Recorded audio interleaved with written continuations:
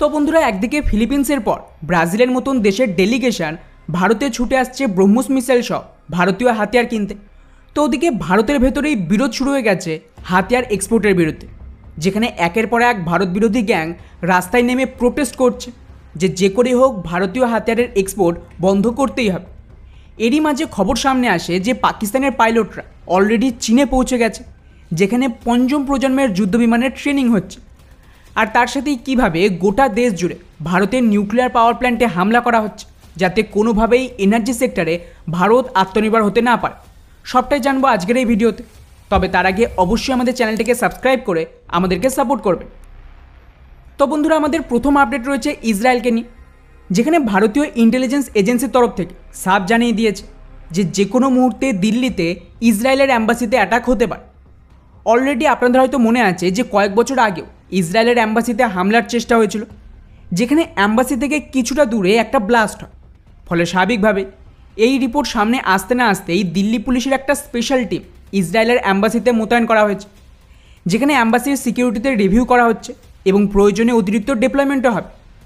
মুশকিল হলো ভারতের ভেতরেই কিন্তু একাধিক লোক ইসরায়েলের অ্যাম্বাসিতে হামলার সুযোগ খুঁজছে, ইসরায়েলি অ্যাম্বাসির ওপর হামলার হুমকি দিচ্ছে, যার বিরুদ্ধে কেসও রেজিস্টার করা হয়েছে।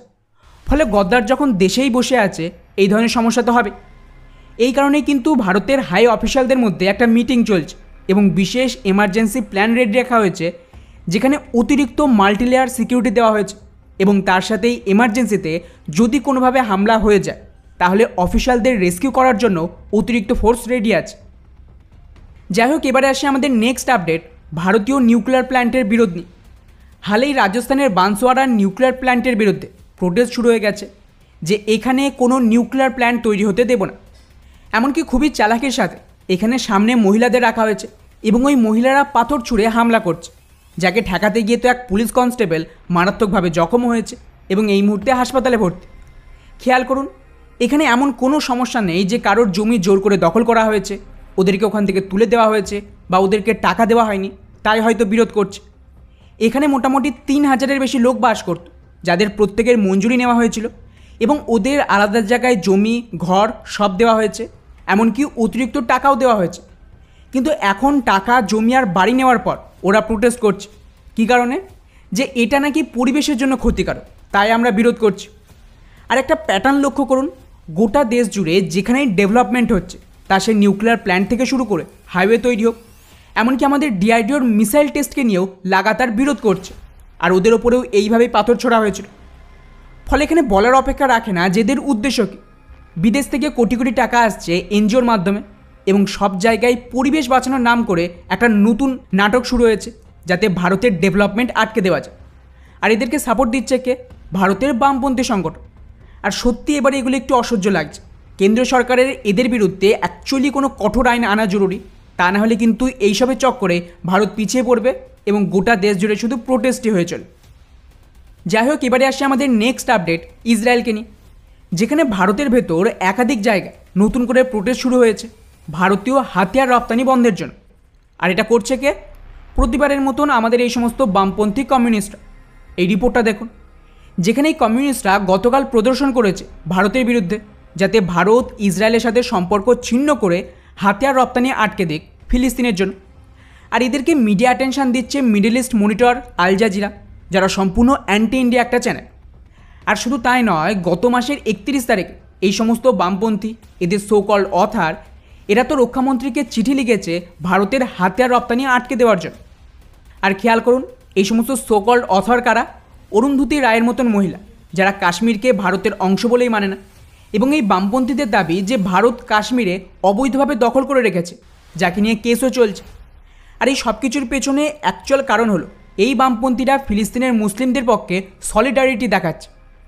মজার ব্যাপার হলো, আপনারা কোনোদিন দেখেছেন এদের কাশ্মীরের হিন্দু গণহত্যা নিয়ে প্রদর্শন করতে, বাংলাদেশের হিন্দুদের ওপর হওয়া হামলার বিরুদ্ধে কথা বলতে, পাকিস্তানের হিন্দুদের জন্য কিছু করতে? কোনো দিন না। কারণ এখানে কথা বললেই বামপন্থীদের আব্বুজান এদের টাকা দেওয়াই বন্ধ করে দেবে। ফলে ভারতে কাজ না করে খুব তাড়াতাড়ি ধনী হওয়ার সবচেয়ে সহজ উপায় হলো ভারত বিরোধিতা, যেটা এরা করছে।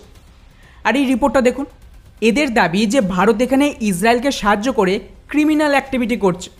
এমনকি এরা তো ইসরায়েলের যে 7ই অক্টোবর টেরর অ্যাটাক হয়েছিল তাকেও ডিফেন্ড করছে। এবং কাশ্মীরের হিন্দু গণহত্যাকে মানেই না। বাকিটা আপনারাই বুঝে নিন। যাই হোক, এবারে আসে আমাদের নেক্সট আপডেট পাকিস্তানকে নিয়ে, যেখানে কিছু পাকিস্তানের মিডিয়া দাবি করেছে যে ওদের পাইলটদের চীনে পাঠানো হয়েছে, যেখানে ওরা নাকি পঞ্চম প্রজন্মের যুদ্ধবিমানের ট্রেনিং নিচ্ছে। রিপোর্ট অনুযায়ী এখানে চীন থেকে পাকিস্তান FC-31 বিমানকে কিনবে, যাকে চীন তৈরি করেছে আমেরিকার F-35-এর অল্টারনেটিভ হিসেবে, এমনটা চীন দাবি করে। ব্যাস, এই রিপোর্ট সামনে আসতে না আসতেই আবারও ভারতে পুরনো হইচই শুরু হয়ে গেছে যে আমাদের আমেরিকার F-35 কেনা উচিত, রাশিয়া থেকে SU-57 কেনা উচিত।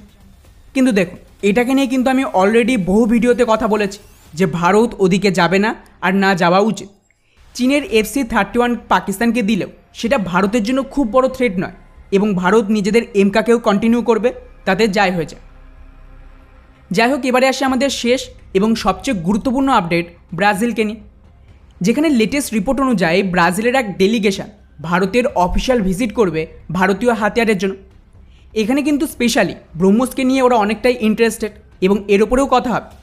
তবে তার আগে মেনলি ভারতের আকাশ এয়ার ডিফেন্স সিস্টেম এদের মূল অ্যাট্রাকশন, কেননা এই মুহূর্তে ব্রাজিলের আর্মি একটা শর্ট রেঞ্জের এয়ার ডিফেন্স সিস্টেম কিনতে চাইছে, যার জন্য সরকারের তরফ থেকে পারমিশনও দিয়ে দিয়েছে। আর এখানে ভারত আর চীন মুখোমুখি লড়ছে এই টেন্ডার পাওয়ার জন্য। ফলে ব্রাজিলের একটা টিম অলরেডি চীনে গেছিলো আর এখন ভারতেও আসছে, যেখানে দুই দেশের যে এয়ার ডিফেন্স সিস্টেম তাকে চেক করবে, এবং যে দেশ বেটার অফার দেবে এবং ব্রাজিলের প্রয়োজনকে মিট করবে তাদের সাথেই কিন্তু ব্রাজিল এই ডিফেন্স ডিলকে সাইন করবে। ফলে ভারতের কাছে একটা সুবর্ণ সুযোগ রয়েছে আর্মেনিয়ার পর ব্রাজিলের আকাশ এয়ার ডিফেন্স সিস্টেম এক্সপোর্টের। এখন দেখা যাক ভারত এই ডিল সিকিউর করতে পারবে কিনা। তো বন্ধুরা, এই ছিল আমাদের আজকের টপ 5 আপডেট। এটা আপনাদের কেমন লাগলো নিচে অবশ্যই কমেন্ট করে জানাবেন। জয় হিন্দ।